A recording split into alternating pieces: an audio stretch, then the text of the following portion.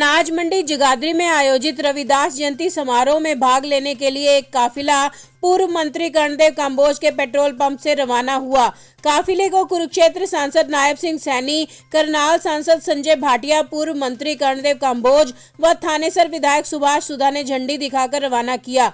रवानगी से पूर्व कार्यकर्ताओं व भाग लेने वाले अन्य लोगों ने गुरु रविदास का जय घोष भी किया। इस अवसर पर पत्रकारों से बातचीत में सांसद नायब सिंह सैनी ने कहा कि हरियाणा सरकार द्वारा प्रदेश स्तर पर संत महापुरुषों की जयंती मनाकर उनके बताए रास्ते पर चलने के लिए लोगों को प्रेरित किया जा रहा है। वहीं उन्होंने आम बजट को अमृतकाल बजट बताते हुए कहा कि इस बजट से न केवल गरीब व मध्यम वर्गीय परिवारों को फायदा मिलेगा बल्कि देश के विकास को भी गति मिलेगी। वहीं कांग्रेस पर निशाना साधते हुए उन्होंने कहा कि कांग्रेस आज मुद्दा विहीन है। एक तरफ कांग्रेस भारत जोड़ो यात्रा की बात कर रही है, वहीं झूठ बोलकर लोगों को गुमराह कर देश को तोड़ने का काम कर रही है। वहीं एक सवाल के जवाब में उन्होंने कहा कि पटियाला से यमुनानगर तक भारतमाला परियोजना के दूसरे चरण में बनाने के लिए बजट में आ गया है और जल्द ही इसका निर्माण कार्य शुरू किया जाएगा। ये गुरु रविदास जी की वाणी और उस वाणी को सार्थक करने का काम हमारे देश के लोकप्रिय प्रधानमंत्री आदरणीय नरेंद्र मोदी जी, हरियाणा प्रदेश के हमारे लोकप्रिय मुख्यमंत्री आदरणीय मनोहर लाल जी वो कर रहे हैं। उन सरकार जो महापुरुषों के दिखाए हुए रास्ते हैं, जो गुरु रविदास जी ने एक रास्ता दिखाया था, जो उनकी वाणी थी, उस वाणी को सार्थक करने का काम वो हमारी सरकार कर रही है।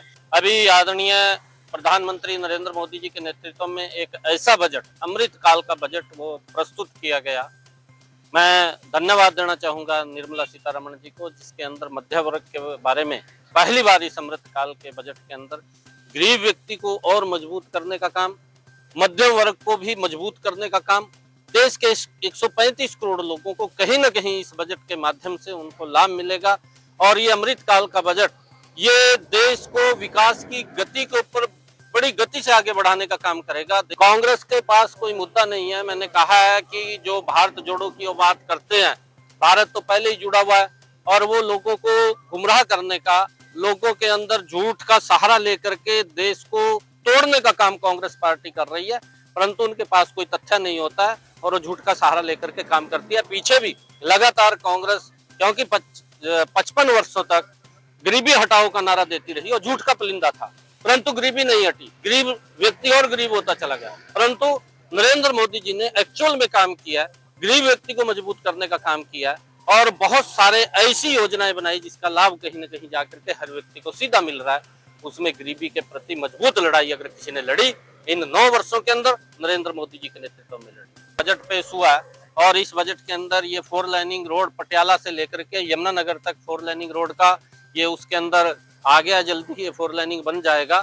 वहीं करीब 9 करोड़ की लागत से खस्ता हाल एसके मार्ग की मरम्मत में की गई लापरवाही पर उन्होंने जांच के बाद कार्रवाई की बात कही है। Bureau report, Navdesh times.